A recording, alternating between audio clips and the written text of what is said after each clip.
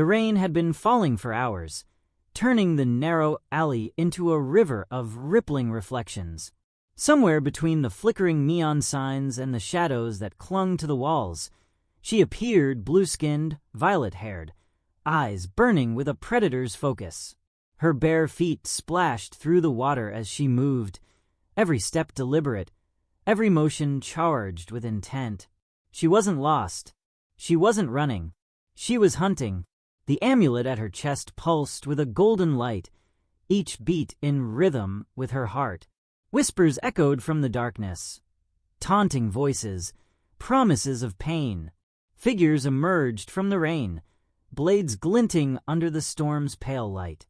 But she only smiled, crouching low, the water swirling around her like a coiled serpent. Lightning split the sky.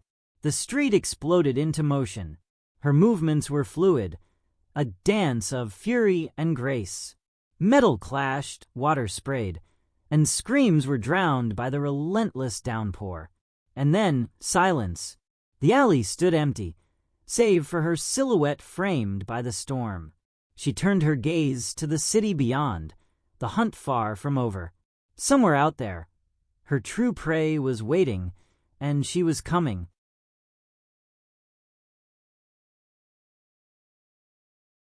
The rain had been falling for so long that the city itself seemed to be drowning. Water poured from the rooftops in thin silver curtains, drummed against rusting gutters, and spilled into the cobblestone streets below until every alley shimmered with restless reflections. The night smelled of wet stone, burning oil, and something metallic that didn't belong, something that hinted at blood. A narrow side street split from the main road, tucked between the rotting wooden doorframes of an abandoned bookstore and a boarded-up tea shop. It was a forgotten place, avoided even by the rats, and yet it wasn't empty tonight. She emerged from the darkness like a ghost born of the storm. Her skin was the deep, impossible blue of midnight seas, slick with rain that traced over every sharp angle of her body. Strands of violet hair clung to her face, heavy with water, framing eyes that gleamed with unnatural light. She didn't shiver. She didn't glance around in caution. She walked as though the world itself had already surrendered to her. Each step sent ripples through the ankle-deep water. Her bare feet were silent, deliberate, and slow, not the shuffle of someone seeking shelter, but the measured stride of a hunter closing in. Around her neck hung an amulet, its surface etched with patterns that caught the light in strange ways. Every few seconds, it gave off a faint pulse of golden glow, like a heartbeat that didn't belong to her. She touched it once, not in affection, but as if to remind herself it was still there, still answering to her will. Thunder rolled overhead, deep and low, echoing through the narrow walls.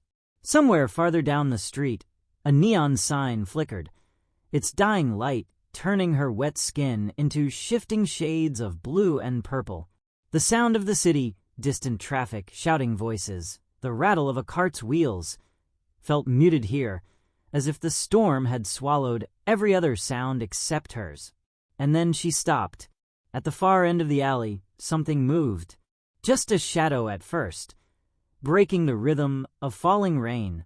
She tilted her head, not startled, but intrigued. A faint smile ghosted across her lips, the kind of smile that came from knowing the game had just begun. The figure didn't step forward. It lingered in the darkness, watching her as intently as she watched it. The air between them thickened, charged with unspoken intent. She could almost hear it. The subtle shift of weight, the slow exhale, the faint scrape of a boot on wet stone. Whoever, or whatever, waited ahead wasn't random. She crouched low, fingertips grazing the cold water, her eyes never leaving the shadow. The rain gathered in small streams along her arms, dripping from her knuckles. Her breathing slowed. The alley seemed to narrow around her, closing out everything but this moment. A gust of wind swept through, sending a shiver of movement across the puddles, bending the neon light into twisted shapes. Somewhere behind her, a wooden shutter slammed, making the shadow flinch. But she didn't move. Not yet. Instead, she straightened, her full height revealed under the pale flicker of light. Her presence filled the alley, a quiet but undeniable warning. Lightning tore the sky open, bathing the scene in white for the briefest heartbeat. In that flash, she saw it, just enough to know this wasn't a drunk wanderer or a lost beggar. The figure's outline was too sharp, its stance too precise. It was ready for her. Good. She stepped forward once, and the shadow took a step back. A silent exchange. Neither rushed. The storm was their curtain, their stage, and this first act was only the beginning. She tightened her grip on the amulet. Somewhere inside, she felt its pulse quicken, feeding her, whispering to her in a language older than the city itself. Her lips curved into something that wasn't quite a smile, more like a promise. She was here for a reason, and nothing, not rain, not fear, not the trembling shadow at the end of this alley, would keep her from it. The storm roared on. The hunt had begun. The shadow at the far end of the alley did not move again. It stood, as if waiting for her to come closer. The rain was louder now, each droplet a sharp tap against the cobblestones, each splash masking smaller, subtler sounds. But she could hear them anyway, the faint shift of metal, the soft rustle of cloth. She was not alone. She let the silence stretch, holding the moment like a blade just before the strike. Then she stepped forward. The reaction was immediate. Two more figures peeled away from the darkness on either side of her, emerging from doorways she'd passed moments ago. They wore hoods heavy with rain, their movements smooth, precise. No drunken sway, no hesitation. Hunters, just like her, but they were in the wrong hunt. The first one moved fast, a glint of steel in his hand as he lunged for her shoulder. She caught his wrist mid-swing, twisting sharply until bone ground against bone. His hiss of pain was lost under the storm. She shoved him backward into the second attacker, sending both stumbling into the water with a splash. The shadow at the end of the alley stepped forward now, slow and deliberate. A man, tall, cloaked in black, face hidden behind a mask of lacquered bone. His presence was heavy, like a wall pressing in from all sides. Even the rain seemed to bend around him. "You're late."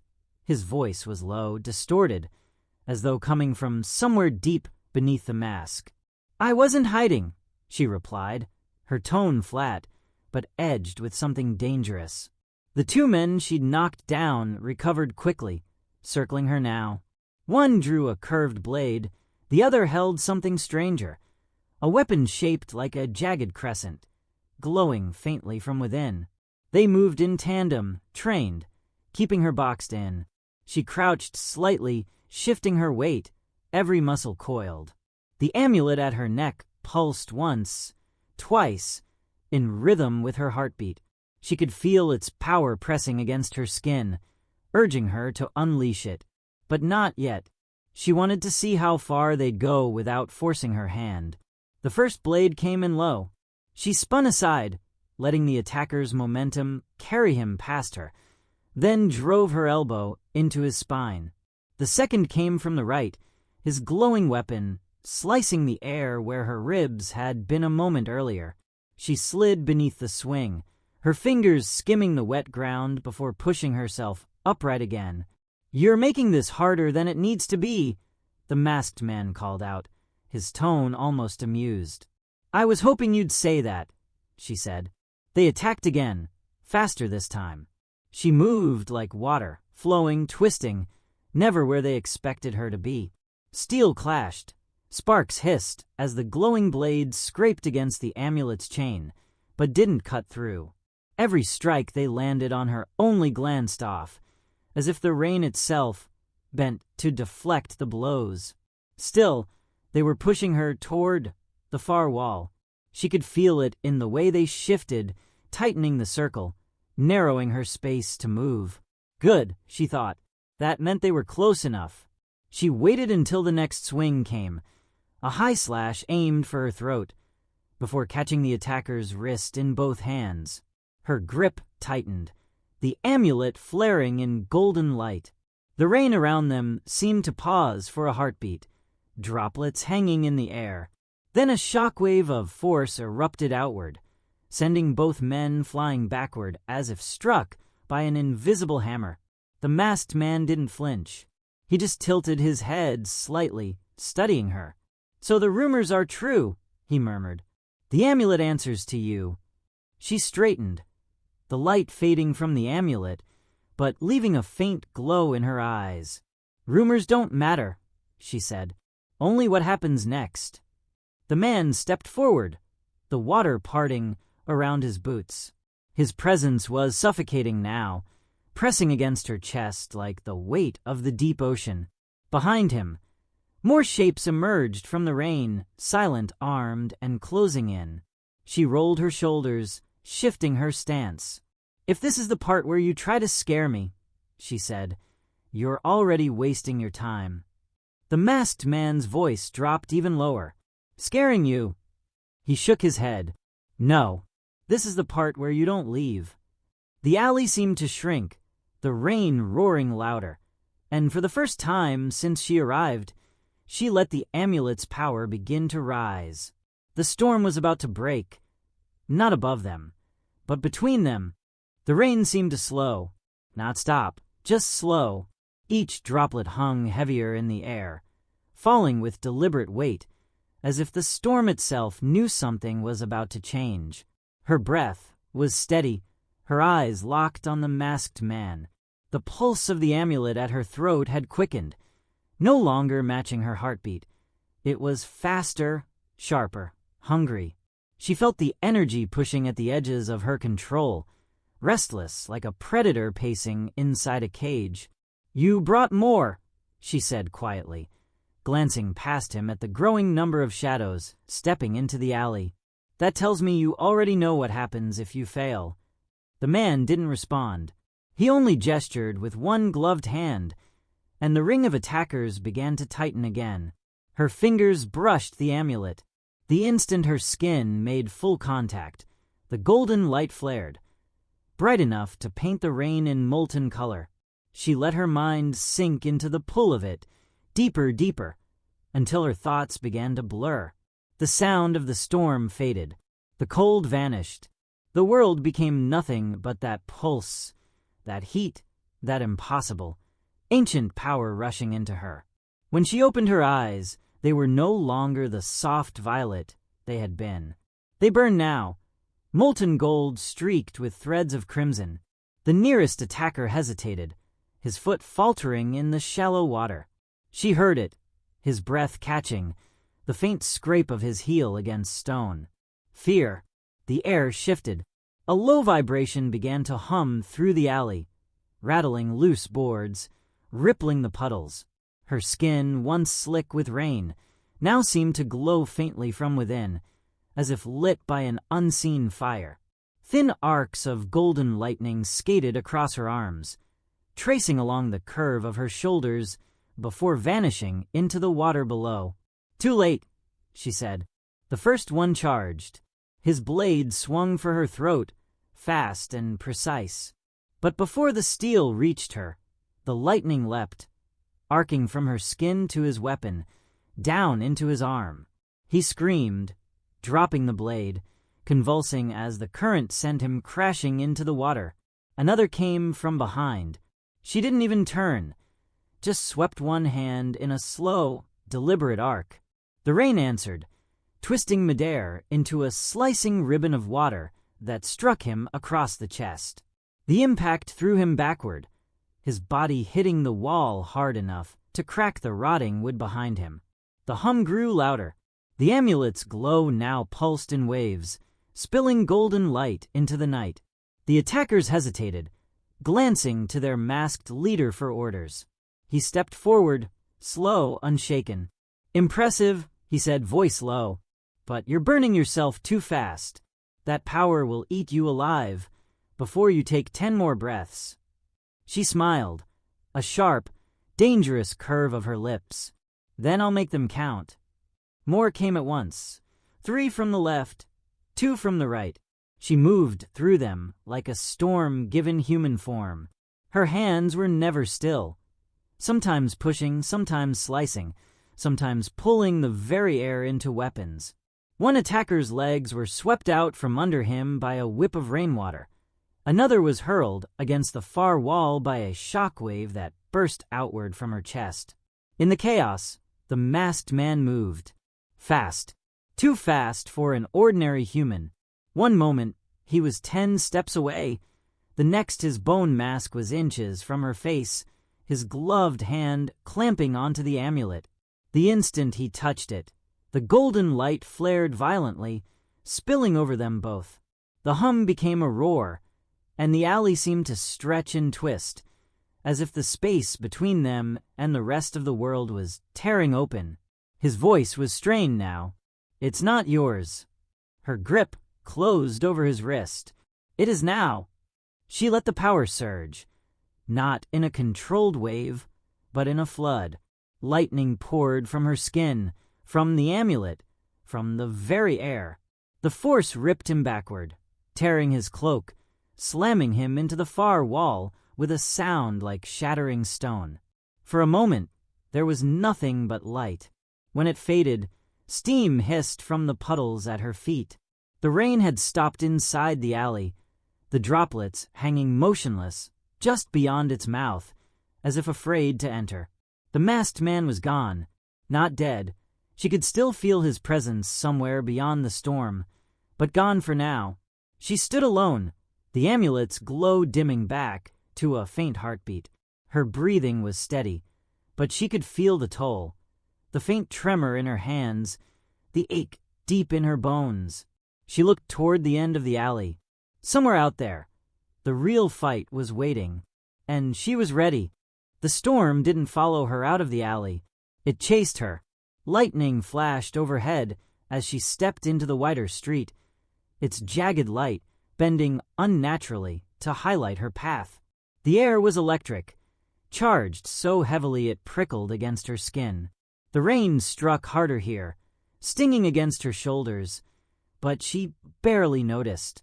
The amulet's faint golden glow was her anchor, guiding her through the chaos brewing ahead. From the far end of the street, a dull, rhythmic sound emerged. Boots. Many boots. They appeared through the curtain of rain. Dozens of them, maybe more. A tide of black-clad soldiers moving in formation, their armor glistening under the storm's flashes. The bone-masked man was among them, his cloak torn from their last encounter, but his stride steady, unbroken. He didn't speak. He didn't need to. His presence alone carried the command. Surround her. They obeyed. The ring closed around her with mechanical precision, blades and strange weapons drawn. Their breathing was measured, their boots shifting in unison. These weren't street thugs. They were something far more dangerous, trained to fight things like her. She felt the pull of the amulet again, stronger now. It wanted release. It wanted chaos. And for the first time tonight, she didn't fight it. Her eyes flared gold. The hum returned, resonating deep in her bones, vibrating through the soaked street. The puddles rippled outward from her feet as though the ground itself feared to touch her. The first soldier lunged and died before his blade reached her. She didn't move to block. She didn't need to. A wall of compressed air exploded outward from her chest, snapping his body backward like a rag doll into the man behind him. Both went down, their weapons scattering across the cobblestones.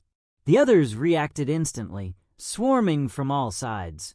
Steel rang against steel, the clash echoing off the narrow buildings. She moved faster than human sight, every step, and strike an extension of the storm itself. Water coiled around her arms, solidifying into jagged shapes that shattered on impact. Golden sparks leapt from her fingertips, searing through armor, scorching the air with the scent of burning metal. But they adapted quickly. Shields locked together, forming a wall to contain her. A pair of soldiers advanced with long spears, tipped in black crystal, each strike forcing her back an inch at a time. The crystal hissed when it came near her, as if the weapon itself hungered to bite into her power. She ducked beneath a thrust, sweeping the spear-bearer's legs with a whip of water. The second came in from the left, but she caught the shaft mid-swing, twisting it until it splintered in her hands.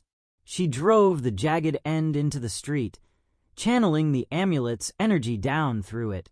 The ground erupted, cobbles shattered, a column of golden light blasting upward, scattering soldiers like leaves in a gale. But the masked man remained standing, always watching, always still. "Your bleeding power," he called over the storm. "Even if you win here, it will kill you." She didn't answer. She leapt, her body arced high above the soldiers, the rain whipping against her skin. From this height, she could see the whole formation, and she could see the weak points. She came down like a thunderbolt, the amulet blazing, so bright it turned the storm to daylight for a heartbeat. The impact shook the street. A shockwave tore outward, hurling soldiers into walls, ripping weapons from hands. The water on the ground surged upward like a living thing, wrapping around her in spiraling tendrils before lashing outward at anything that moved. The masked man finally drew his weapon, a long, curved blade as black as the space between stars. The air bent around it, swallowing the light. He cut through her water strikes like they were nothing, advancing with inhuman speed. Steel met lightning. Every swing of his blade sent arcs of dark energy into the street, cracking stone, scattering debris. She countered with blasts of golden force, each impact throwing both of them backward a step before they surged forward again. The storm roared louder, as if drawn into their fight. She drove him back once, twice, but each time he recovered instantly, his strikes faster, heavier.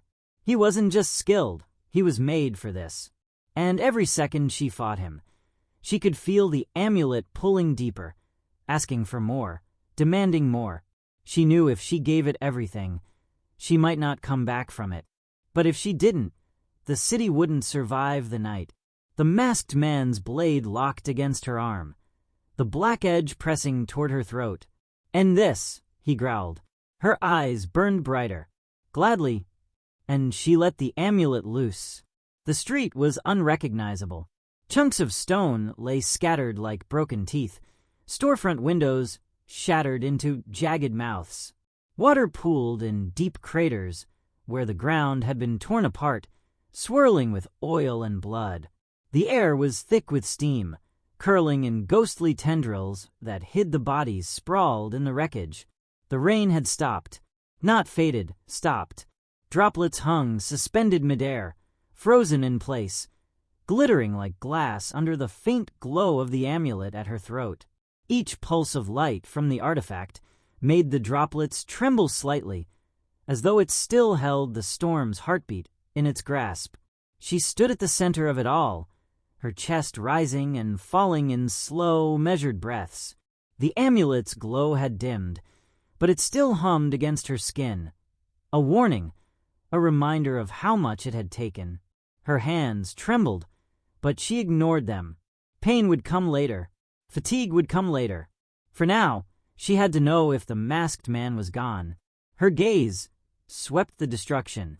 The black-clad soldiers lay scattered in every direction, their weapons twisted or shattered, their bodies unmoving. Most would never rise again. A few twitched or groaned softly, but none dared reach for her. The masked man was nowhere to be seen. Not dead. She knew that instinctively. The amulet whispered of him still, a faint thread of dark presence lingering at the edge of her senses. He had survived.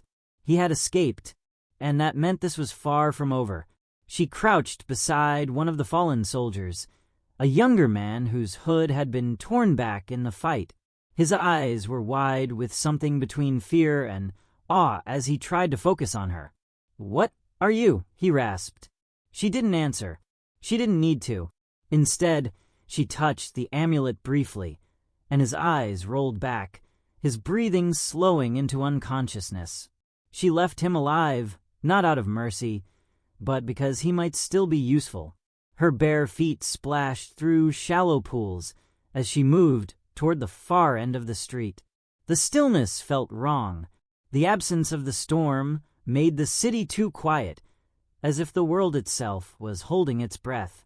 Every sound, dripping water, shifting debris, was sharp enough to cut. She stopped at the mouth of another alley. There, half buried under broken crates, lay a single black feather. It was impossibly long, its surface shimmering with oil-slick colors when it caught the light. She reached for it, but the amulet gave a sharp, almost defensive pulse, and the feather turned to ash in her hand. She exhaled slowly. So, the hunt wasn't just for the masked man. There was something else moving in the city, something that left feathers like that behind. A faint flicker of neon reflected in the water ahead.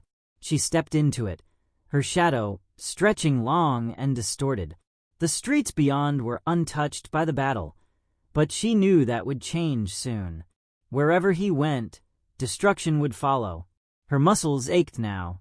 The adrenaline was fading, leaving behind the raw edges of exhaustion. The amulet's warmth had cooled, but its weight felt heavier somehow, as if it had grown more certain of its hold on her. "You'll use me again," it seemed to say with every faint thrum. She pushed the thought aside and kept walking. Behind her, the first drops of rain began to fall again, breaking free from their unnatural suspension. The city exhaled with the sound, as if life itself was returning. But it wasn't relief she heard, it was warning. The storm hadn't left. It was only waiting for her to call it again. She glanced once over her shoulder at the ruins she'd left behind. Smoke rose in thin trails, mixing with the mist. Somewhere in that chaos, survivors would crawl from hiding, see what had happened, and start whispering her name. Whether they whispered it in fear or hope didn't matter. All that mattered was finding him before he found her again. And when that moment came, there would be no survivors to tell the story. She turned into the shadows, swallowed by the narrow street ahead. The amulet gave one last, slow pulse against her skin. The hunt wasn't over. It had only just begun. "If you want, I can now combine all."